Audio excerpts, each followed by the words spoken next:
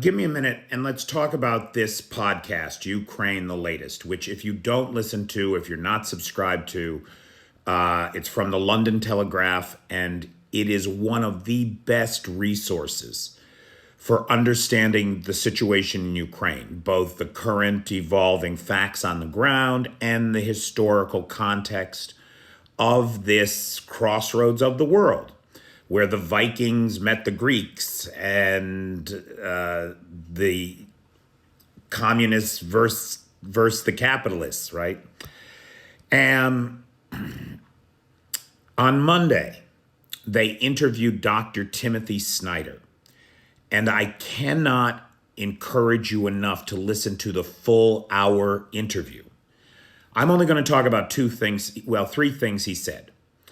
And firstly, if you don't know who Dr. Timothy Snyder is, and you're a person who likes to learn, who doesn't mind sitting in an hour and a half lecture every day, his course, The Making of Modern Ukraine, from Yale University, is on YouTube.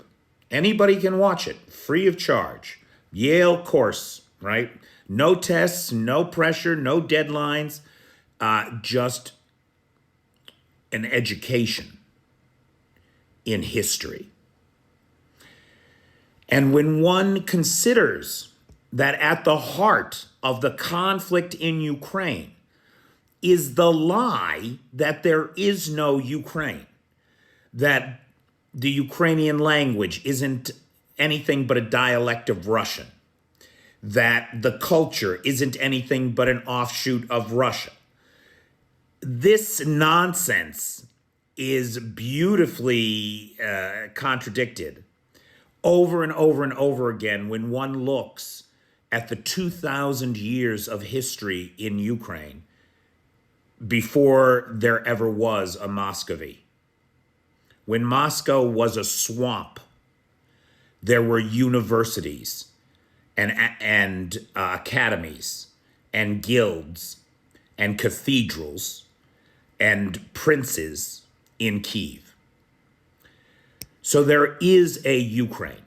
It's a real place, a real people with a real culture, a real language, a real history, all of their own, completely separate from Russia. And that point was made also just today. I posted on Instagram on my Faces of Ukraine series by a really charming woman by the name of Anna. She lives here in Ukraine, and her story is posted on Faces of Ukraine.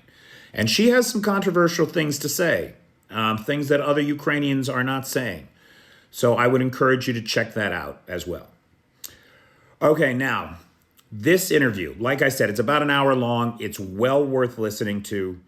And Dr. Snyder is brilliant. If you haven't read Bloodlands, you should read Bloodlands. That's one of his books on Ukraine. And you should sit through his lecture series if you're genuinely interested in the facts, the reality of the history of this place. But he made 2 points that I have been making that made me feel really good about myself. I got to tell you, when like the most well-informed, most world-recognized expert on Ukraine says it's not a stalemate. Everybody is ignoring the fact that the Ukrainians sent the Black Sea Fleet into hiding, restored the grain corridor, and liberated 44,000 square kilometers of the Black Sea, and most people missed it. Like, oh, I felt really good about that because you guys know I've been harping about that for 2 months now, right?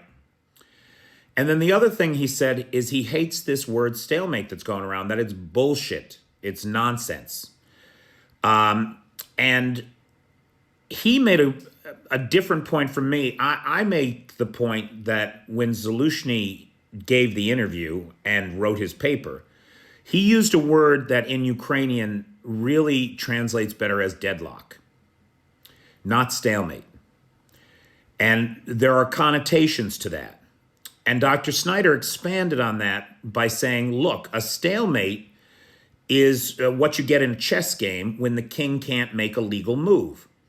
And the whole point is that muddies the waters when it comes to understanding the conflict in Ukraine, because war is not a game. The rules are not like the rules of chess. Oh, your king can't make a legal move? Okay, we're friends. Let me give you 5 more queens and put them on the battlefield, right? Instead of giving you 20 Bradleys, let me give you 500. Instead of giving you 30 Abrams, let me give you 400. Shit like that, right? That changes the nature of the board. And again, war is not a game. There are Ukrainians every day making the ultimate sacrifice for the freedom of their nation. And we should not use game analogies which only belittle and minimize the seriousness of this situation.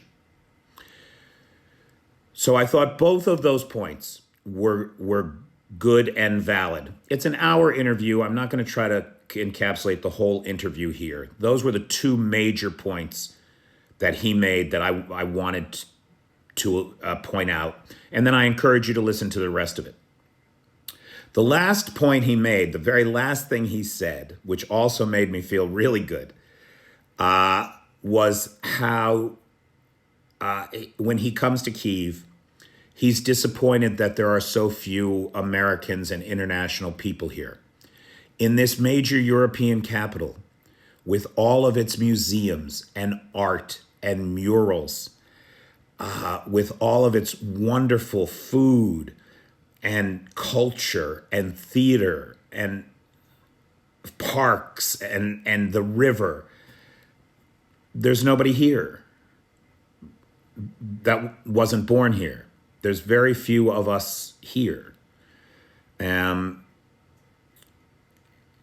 it made me proud and happy and humble that I'm one of those rare people that have the opportunity to be here at this time, for which I'm very grateful. So you should definitely check this out. I want to thank the sponsor of today's video, Cheyenne. Cheyenne, thank you so much for all you do. If you want to sponsor a video, consider joining the Patreon at the $30 level or higher. And everybody else, please like, follow, and share. Thank you so much. Make it a great day.